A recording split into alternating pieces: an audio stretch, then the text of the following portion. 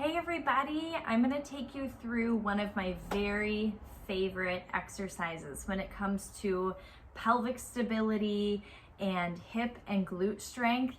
This is it. So this is called the Sidelying hip series. Now, if you are familiar with Pilates, you will recognize this series. This is one of the classic hip strengthening series in the original Joseph Pilates repertoire. I'm gonna put a little twist on a few things because that's kind of where my physical therapy brain goes when I'm working with patients and thinking about their function and what we need just as human beings.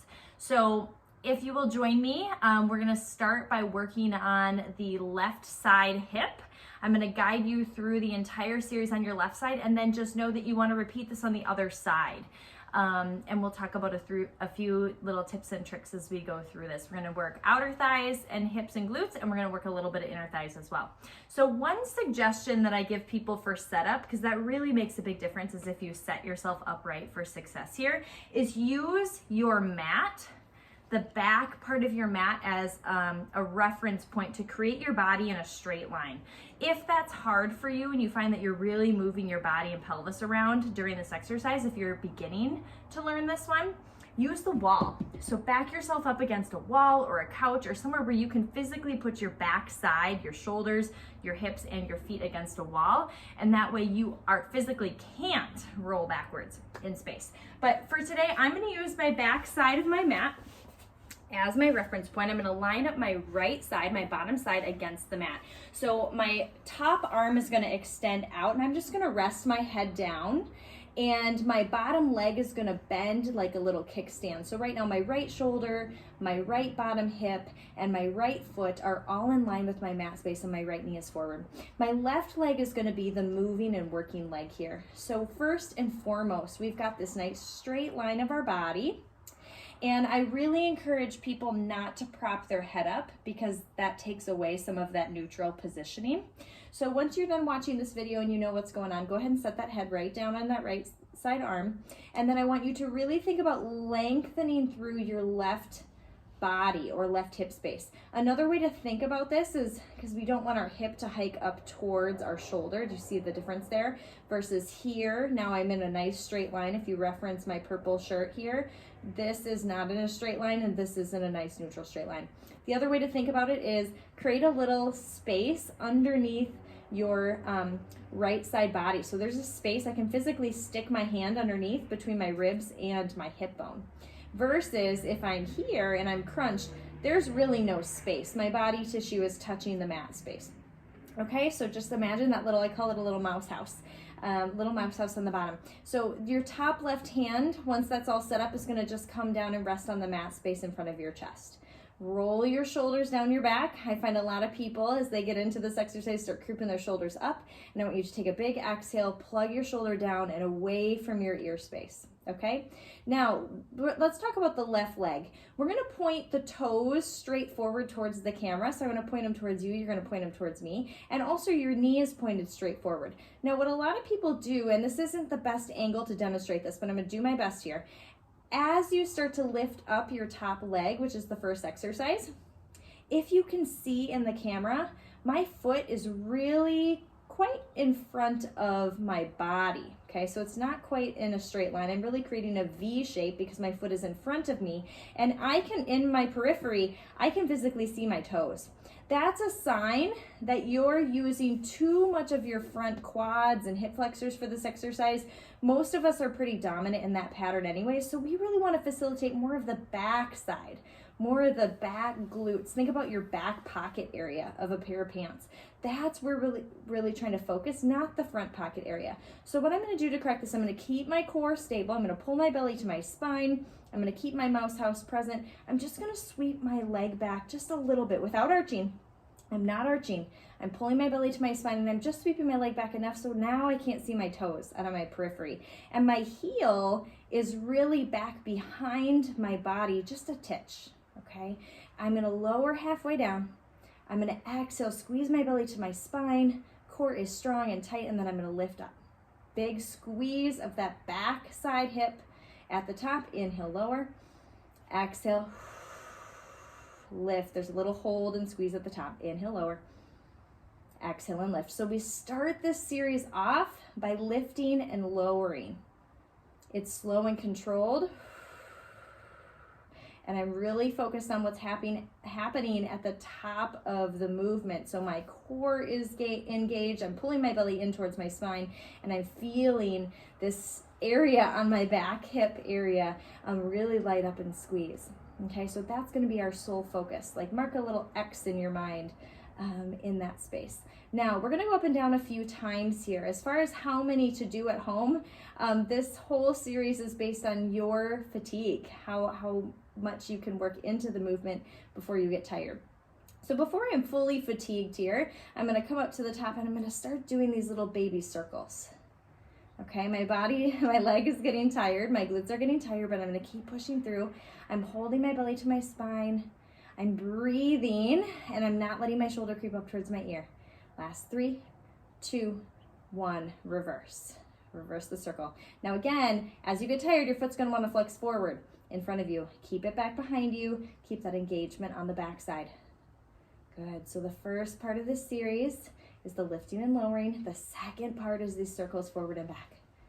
Breathe. 3, 2, 1, and rest. So for some of you, you might be able to complete 5 to 10 repetitions of each of those with good success before you get tired. And some people might be able to do closer to 15 to 20. It really just depends on the strength and the quality of engagement in your hip here. So you're going to give yourself a short little break. And then when you're ready, you're going to bring that leg all the way back up. Think about your foot starting in line with your hip rather than down towards the floor. Okay, so it's already working here. This time we're going to sweep forward. So you're going to kick your leg forward. Again, core is engaged. My upper body is not moving. Inhale. Exhale, sweep it back.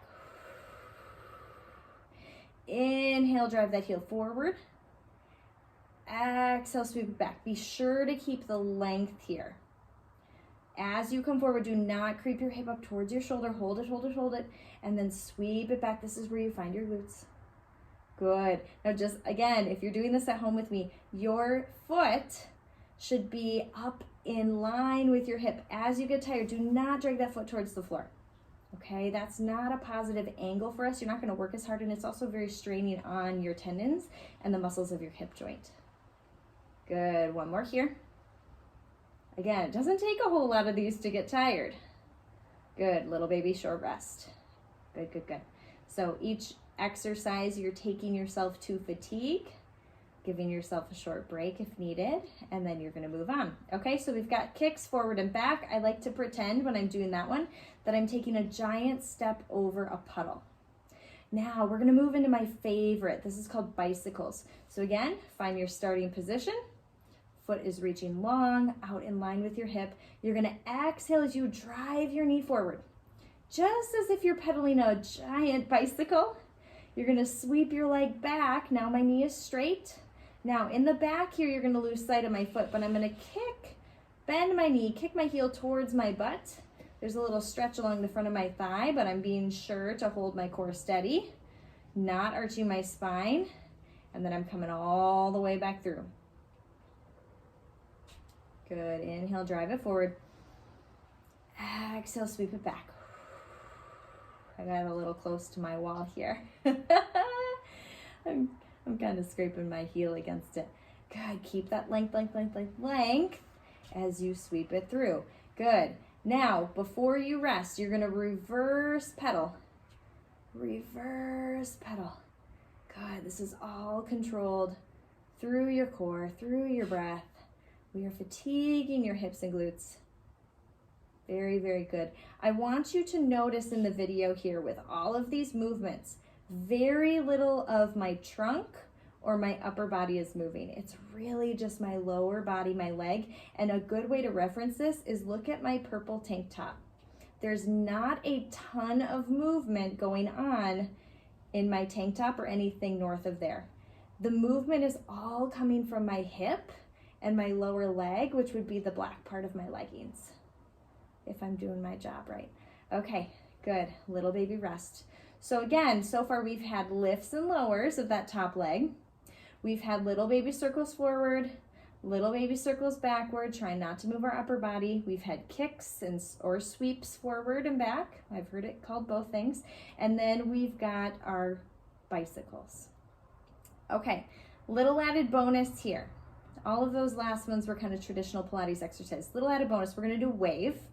So with the wave, again, I don't want you to be way out in front with your knee. You're gonna kick it back just a tiny bit. And so what we're gonna do is you're gonna lead with your knee up towards the sky. Now, if I go any further in my motion, I'm gonna start rolling backwards and I'm gonna lose my quality of stability. So I'm just gonna go up as high as my hip and pelvis allow me to, and then I'm gonna lead with my knee down towards my other knee. Okay, so notice how my heel is high, my knee is down. I'm gonna switch it, knee is high, heel is down, knee is down, heel is high. And I'm just gonna create this nice little fluid wave in my hip and pelvis. And by the time you guys get to this one, if you keep the same order that I'm showing you, holy smokes, is it a burner. It hurts so good. All right, so a lot of times with these last few exercises or reps here, I say just burn it out. Get that hip completely jello-y, and it usually doesn't take much. And if you're starting this series for the very first time, maybe you just start with the first two exercises. Maybe you just start with the lifts and lowers and the circles, and you work really hard on getting those quality movements and fatigue, and then you move on to these more advanced movements later. Okay, sometimes it feels good to just kind of pat it out, rub it out. It means you did a good job if you feel it fatigued along that backside glute. Now, we're gonna do a little inner thigh work. Now, to save some quality time, we're gonna do the inner thigh of the right leg, because that's just gonna be easier to stay in the same position. So take your top left leg, put it back behind you, and then go ahead and shine your bottom leg up towards the sky, flexing your foot once again, and extend it long. So this time again, find your core, exhale, belly button to spine, and then you're gonna lift your bottom leg up, keeping your knee nice and straight. Inhale, exhale. There's a little pause at the top. We are not rushing any of these movements. It's like they always say, the slower you go, the better in this case. So do not rush them. They are not helping you, or your increased speed is not helping you in any regards.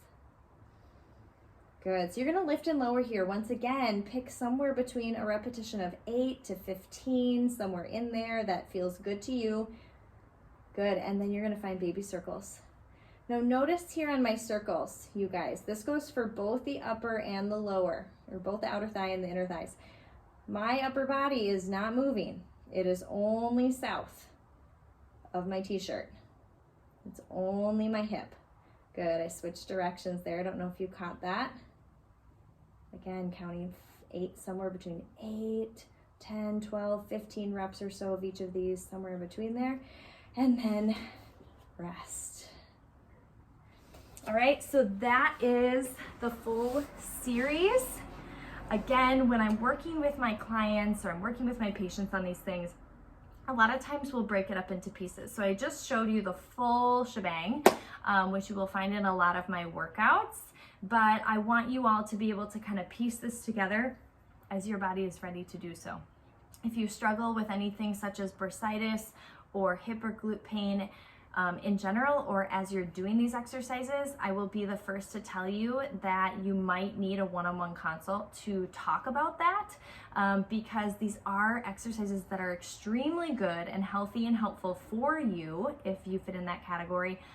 But if you are experiencing pain with them, we might have to do something different to build you up to that place. These might just be a little bit more advanced than your body is ready for, and we can have a personal discussion about that. Overall, if you are a postpartum mama, if you are pregnant, if you are just a busy, active woman like myself looking to maintain good strength and health in your body, this should be a regular routine for you. All right, have fun with these, you guys. Reach out if you need anything, and we'll see you next time here at Fit PT.